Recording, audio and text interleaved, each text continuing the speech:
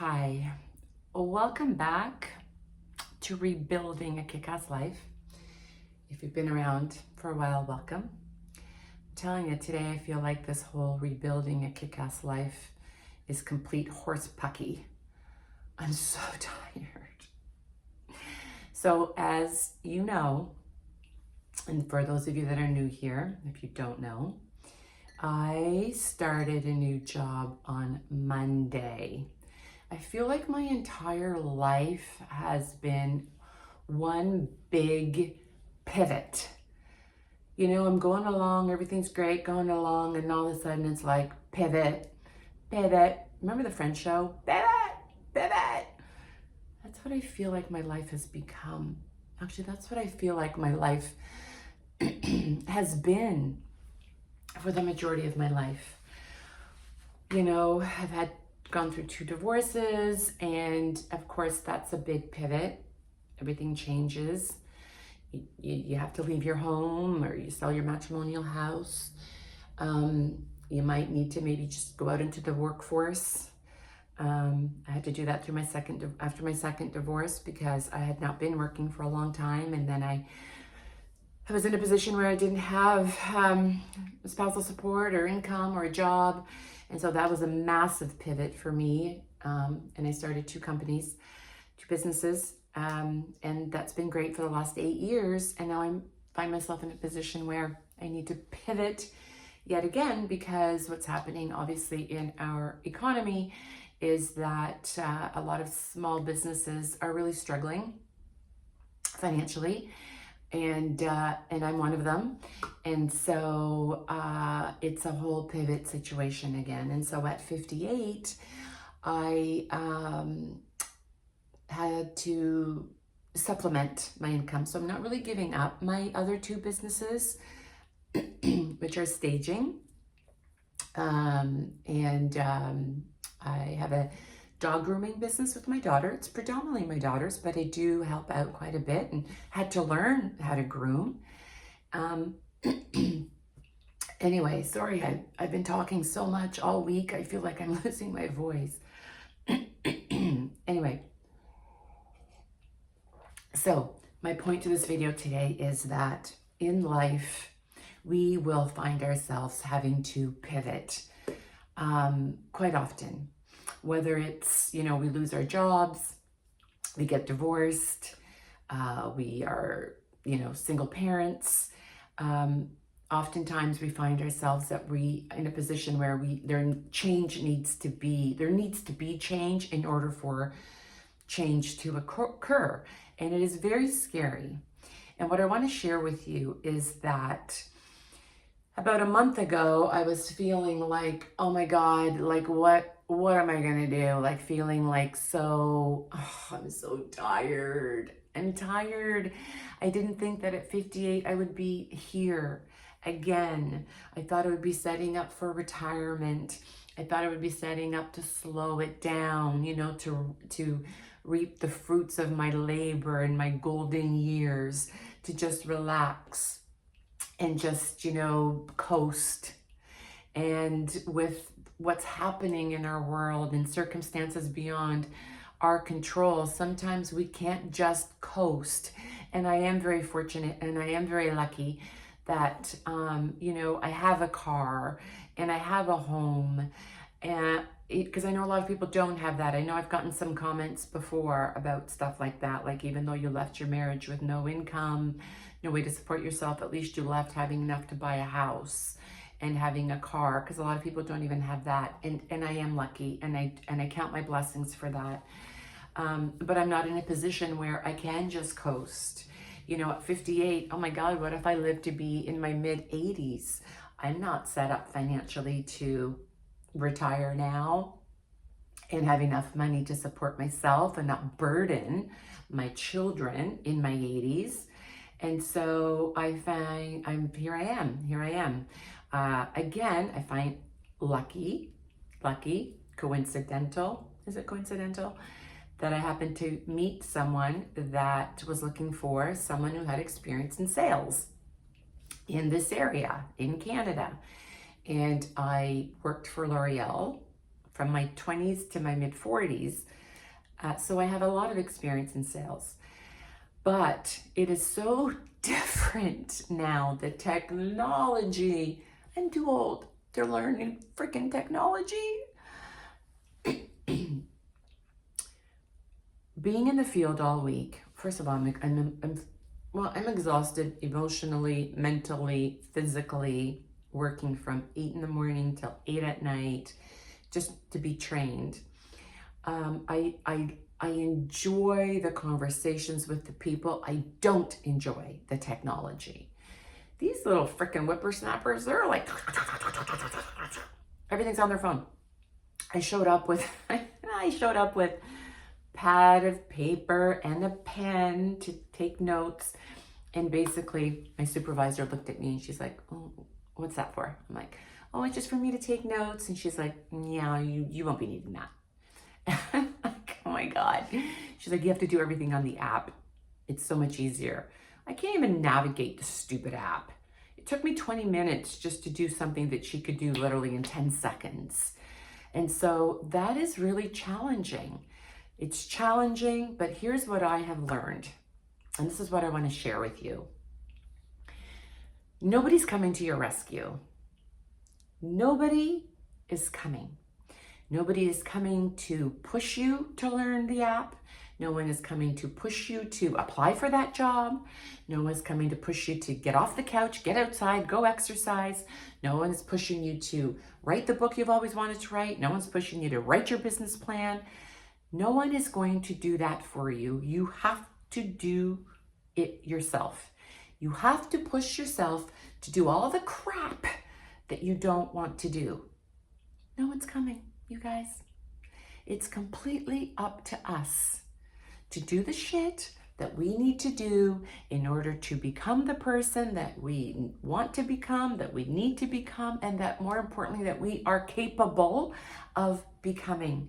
It is up to us to push ourselves, to get up off the couch, to learn that technology. And it might take time. It was definitely going to take time. But another thing I've learned is that we can do hard things. We can. I left a marriage with 3 little kids, and that was hard. And I know why people stay in dysfunctional relationships, because sometimes it's just easier to stay and to put up with the abuse, with the toxicity, with the disrespect, than to change your whole life and start over. And starting over and change is actually the only thing that is constant in our world. Look at the seasons. Spring, summer, fall, winter. The only thing that's constant is change. And sometimes we are so resistant to change, but without change, nothing changes. And we're so resistant to change because we're scared. And when being scared, having fear leaves us in complete complacency, right? It paralyzes us. We would rather just, what's that expression, like the devil that we know is not as bad as the devil that we don't. Probably totally butchering that, but you know what I mean. And so I know that change can leave us completely overwhelmed, and it's daunting and it's scary. But if we can just find a way to walk right through the fear, and I've had to do it now so many times that even starting this new job now, even if you're just entering the workforce for the first time, it is scary. It is scary. I don't, am I going to be able to do it? Am I going to be able to learn? Am I going to be successful? Am I going to hopefully not get fired? It's scary. But what I have learned is that if we don't walk through the fear, we will always be stuck. And when we are stuck, we feel helpless and we feel hopeless and we feel completely immobilized. And so I can tell you from experience that walking through the fear, taking the chance, and listen, we're going to screw up. We're not perfect. We're definitely going to screw up. But that's okay, because it's through our screw ups that we actually will learn. We'll learn a new way of doing things. We'll learn how to, how to grow from that experience. It's through our failures that we actually are put in a position to reanalyze and reevaluate and make changes necessary to get to where we want to be. And in my first day on the road, I'm not gonna lie, I was like, holy crap, I don't know if I can do this. My head was like, there was so much information. My mind was spinning. And then going to bed that night, even though I'm physically exhausted, my body was physically exhausted, my mind could not shut down. It was like, okay, we've got to remember to do that. Can't forget to do that. Got to contact so-and-so. Got to follow up with so-and-so. Got to do that email. And by 3 days in, I was completely, because it's field sales, I was like, I don't even remember anymore who I saw on Monday, to know what to follow up on, as opposed to who I saw today. Everything was jumbled and mumbled, and I was like, oh my God, there's so much. And I feel like my 58-year-old brain does not have any more capacity for more information at this point. It is all used up. It's all used up. And so that is where I am right now. I am feeling like I am a little overwhelmed, and I am physically tired, but I am also excited to see where this goes. And I'm also excited because yesterday, for the first time, I was able to actually navigate that app and do it all within like 10 minutes. So I've cut down my time in navigating how to use the app, how to post a picture, how to do a follow-up, how to contact a client, how to email a client, how to there was so much that that I had to learn. But what I'm saying is I'm seeing progress. So even though, like I said, my supervisor did it all in 20 seconds, at least I've gone from 20 minutes to 10 minutes. And hopefully that 10 minutes will go to 5 minutes. And hopefully that 5 minutes will go to 2 minutes, just to figure out how to input all the information for one client. And I think that it's like anything else, right? When we first start a new job, everything is new, everything is scary, everything is like, oh my God, it's daunting, it's overwhelming. But I think that the more we do it, the more we spend time at it, it will just naturally unfold. I really do believe that. I remember my first day working with L'Oreal, I went home and cried. I do remember that. I remember going home and crying because thinking, oh my God, I screwed up so many times. I didn't have the answers. And that's another thing that I really need to work on. I don't need to have all the answers on my first day. Don't need to answer every single question that the client is asking. It's okay to say, let me get back to you with that information. I don't have the answers right now, but let me get back to you with that. And I have this thing like, I need to know it all right now. I need to have it all. I need to have it all. And you don't. You don't need to do that, you guys. It's okay to say, I'm not prepared with that answer. And it's okay to say, listen, I'm new on the job. Let me call my supervisor, or let me call my manager or whatever, and I will get back to you. The most important thing to do, though, is to get back to them. I know that from sales. If you're going to follow up, you need to develop that relationship, and you need to cultivate the trust and cultivate that relationship so that they do trust you and that they know that you're working with them.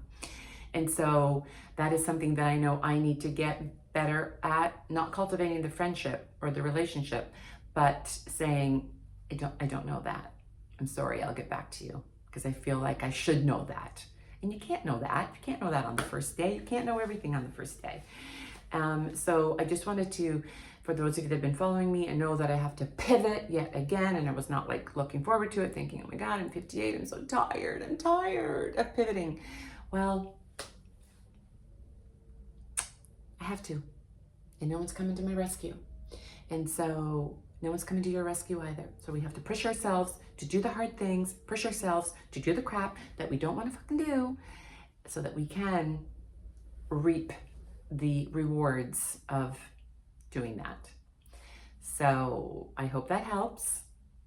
I just wanted to do a quick little video to catch you up on where I'm at. So this was week 1 of my new job. I'm feeling a little overwhelmed. I'm feeling a little bit, it's daunting for sure, but I hope that next week when I do my follow-up video after week 2, that it progressively will get better so that I can inspire you, hopefully, to also get out there and create the life that you're capable of creating for yourself and conquer that fear that we all have, but the only way to get over it is to go right through it. Okay? Okay, guys, let's keep on keeping on, rebuilding our kick-ass lives. I'm right here with you, one step at a time. Bye.